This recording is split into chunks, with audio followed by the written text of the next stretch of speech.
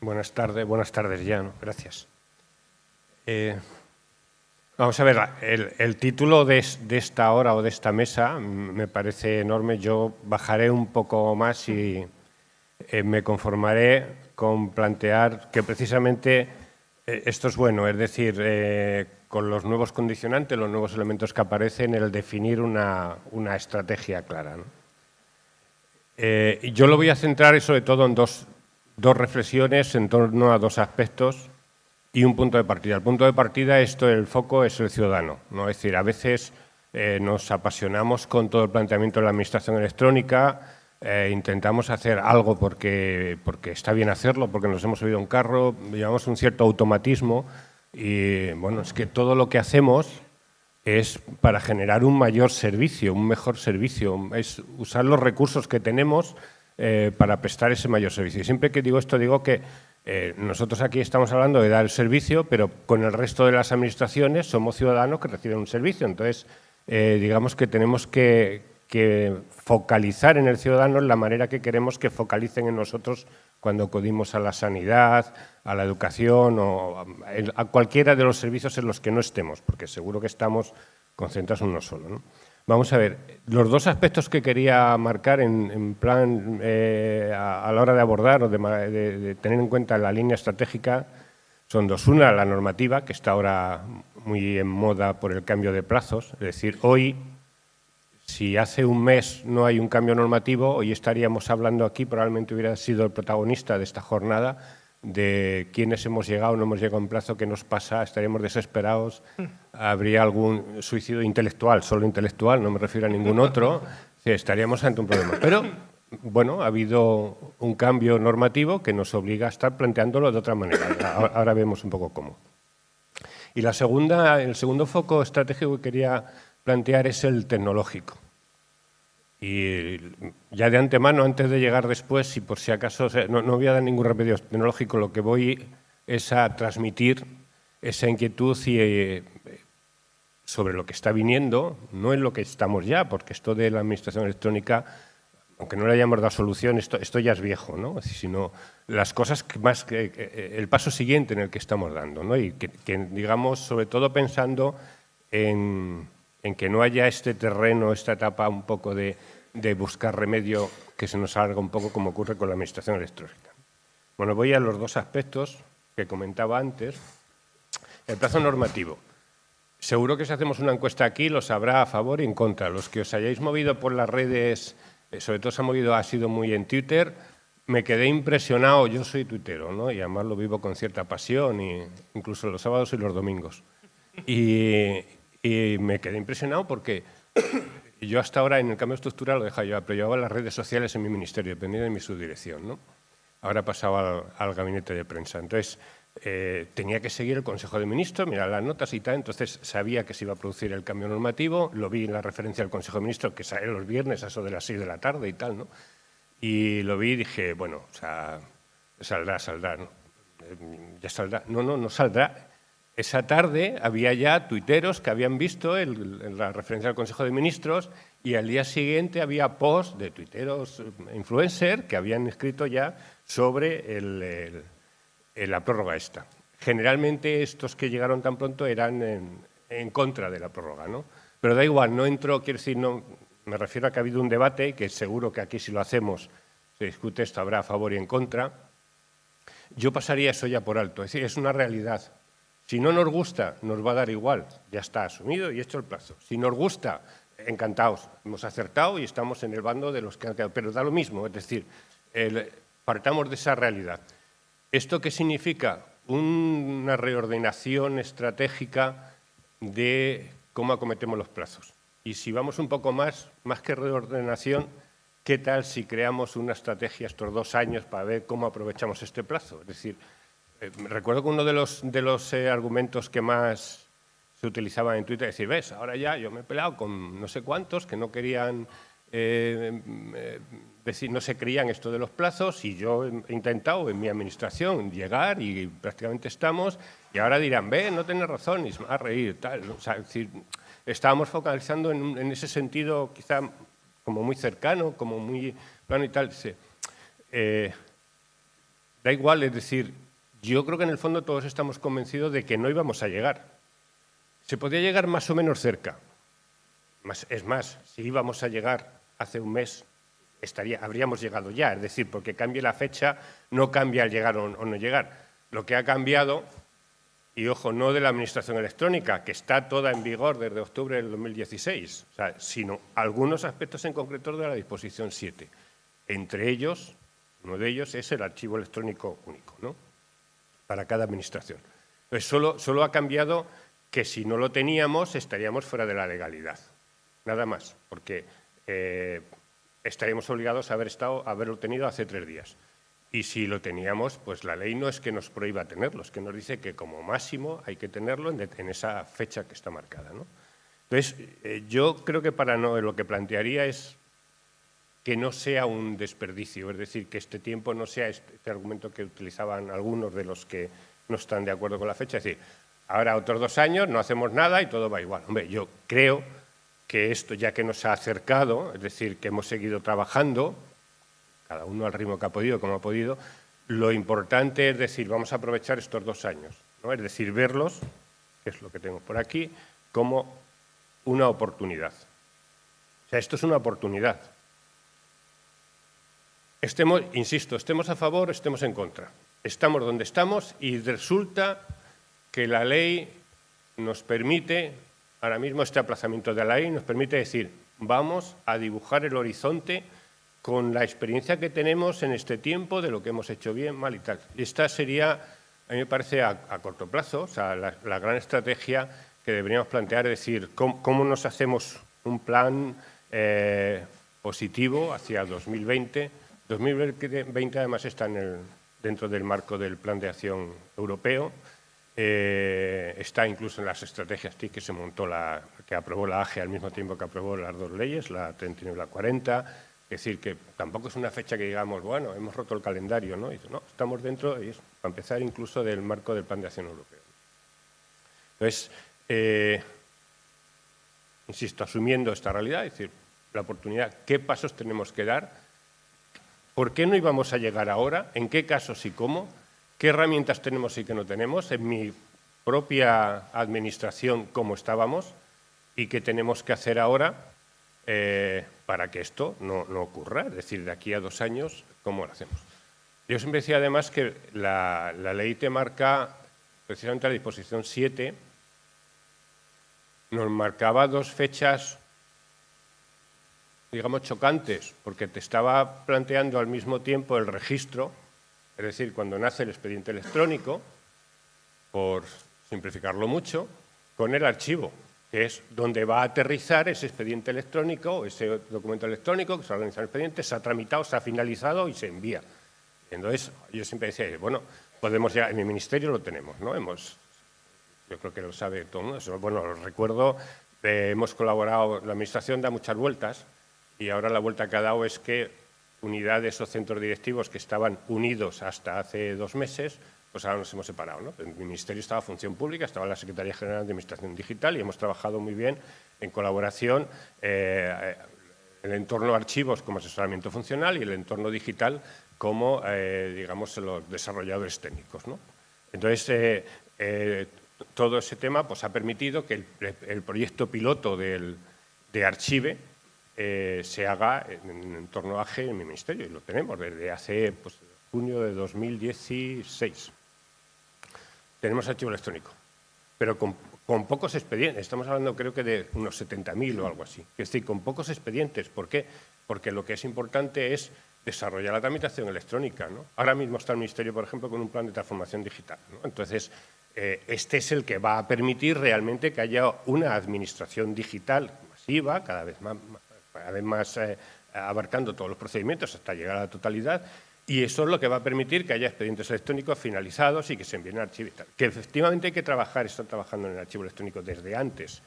Es algo que voy a reivindicar con el cambio tecnológico, además, es decir, desde antes, para que no nos pase algo que ahora está pasando, y es aquellos sectores, aquellos trámites más avanzados, incluso anteriores al ENI, es una documentación perdida, recuperable en la inmensa mayoría de los casos, ¿no? Entonces, digamos que no es que haya que decir, ya no me ocupo del archivo hasta el año 2020, octubre, el día antes del final, muy de esto que se habla de los plazos de última hora. No, pero que sepamos que lo prioritario es primero esa tramitación electrónica con vistas a un paso más allá. Es que tampoco tenemos por qué estar, si hacemos esto no hacemos lo otro, pero que sí que los calendarios de plazos son distintos. Y eso, el archivo electrónico para nutrirse en esa gran estrategia, lo que necesita es que primero se haya desarrollado toda la administración electrónica, ¿no? Ese sería el primer aspecto que quería comentar, que es el verlo como una oportunidad y señalar una línea estratégica clara de estos 2 años, llegar realmente a los 2020 con la disposición transitoria séptima en condiciones de cumplirse sin ningún problema, ¿no? Eso implica muchas cosas a nivel técnico. Esta ha sido una jornada, un taller. Ayer no estuve, como los actos se acumulan, pues ayer estaba en otro foro, pero por lo que me habéis contado y lo que he hablado con vosotros, como muy práctico, ¿no? Muy descendiendo a la tierra, ¿no? Y entonces, en el caso de Archive práctico, es que, sabéis, el que tiene tramitador al final tiene que implementar Archive y hacer lo que sí que hay un puente y tal, y en esto pues estamos en algunos casos pilotos intentando desarrollarlo, cerrar el tema y tal, ¿no? Ahí está. Y en el caso nuestro, del propio Ministerio, donde está el proyecto piloto, pues igual, hay tramitaciones electrónicas, hay procedimientos electrónicos del Ministerio donde todavía está pendiente, a pesar de tener ya el archivo operativo y tal, electrónico todavía está pendiente de implementarlos, hacer ese puente tecnológico, ¿no? Para que pueda enviar desde el tramitador, condiciones que esté, hacia lo que es la expediente ENI y Archive, ¿no? En este marco de revisión de lo que es la política de transformación digital, que siempre insisto que no es tecnología, sino es un cambio cultural, un cambio de procedimientos, una digitalización total, estamos revisando incluso nuestra política de gestión de documentos electrónicos con el marco, con la experiencia que tenemos desde 2014 que se aprobó, con todos los componentes que daba el Ministerio, que quiere decir que están grandes organismos con gran experiencia documental y en gestión documental y tal, y la estamos revisando además con otro plano un poco más positivo, que es, además de la política, estamos desarrollando, ahora creo que son 12 inventariadas, 12 guías de aplicación, en plan muy práctico. Es decir, usted está en el registro, quiere aplicar la política de gestión de documentos electrónicos, pues tiene una guía de aplicación de la captura y registro. La primera se llama exactamente captura y registro. Pues quiero decir que lo que da la experiencia, hemos ido un puntito más allá y vamos a facilitarle un poco con la línea de las guías de aplicación de las normas técnicas de interoperabilidad, ¿no? Es decir, vamos a ayudar a quien tiene que llevarlo a cabo, es decir, estamos sobre una necesidad real. La otra línea en la que me quería centrar, la tecnológica, y aquí seré un poco vago en el sentido de no concretar todo lo necesario y un poco más, porque lo único que quiero realmente, creo, es sembrar esa inquietud con carácter estratégico. Si ahora miramos hacia atrás todo el proceso de administración electrónica, y soy optimista y creo que estamos muy bien, nuestra normativa técnica, sobre todo el desarrollo del ENI, o sea, desde la aprobación en 2010 del ENI, o sea, todo lo que tenemos, y hay compañeros en Europa que tienen una visión más amplia y normalmente siempre nos lo dicen, que toda esta normativa que tenemos nosotros es bastante completa, bastante positiva y no existe en todos los países de nuestro entorno. A pesar de eso, si miramos los hechos reales, llegamos tarde en el sentido de que hemos ido a dar solución a un problema cuando ya estaba funcionando, es decir, había tramitaciones electrónicas en muchos sitios, todo esto que comentaba antes que se va a perder, ¿no? Incluso tramitaciones que son ENI ya desde hace tiempo, no contemplan el archivo, o sea, digamos que las cosas no son automáticas, se van a perder. Entonces, creo que en el mundo en el que estamos se necesita una visión estratégica sabiendo que hoy estamos resolviendo el presente, pero que tenemos que estar mirando. A mí me recuerda mucho los jinetes cuando saltan a caballo, cuando están dando un salto no ven a ver cómo están pasando, sino que están mirando el siguiente, ¿no? Si no se quedan en ese y se caen, ¿no? Pues esto pasa un poco igual. Es decir, ya sé que estamos más o menos agobiados por cumplir lo que estamos haciendo ahora y tal, pero es que esto se está moviendo mucho, ¿no? Aquí ha salido antes todo el debate de qué es lo que tenemos que guardar, no guardar, cómo, que viene emanado de la tecnología que tenemos ahora, es decir, nuevas técnicas, nuevas maneras de comunicación, a unas cantidades abismales. Cada vez que ves una cifra de estas te echas para atrás, porque siempre que sale una nueva dice, toda la información, te ponen los terabytes, exabytes, o sea, yo me pierdo ahí las cantidades, siempre tengo que ir con el cuadrito de las equivalencias de medidas, porque si no, no me consigo aclarar.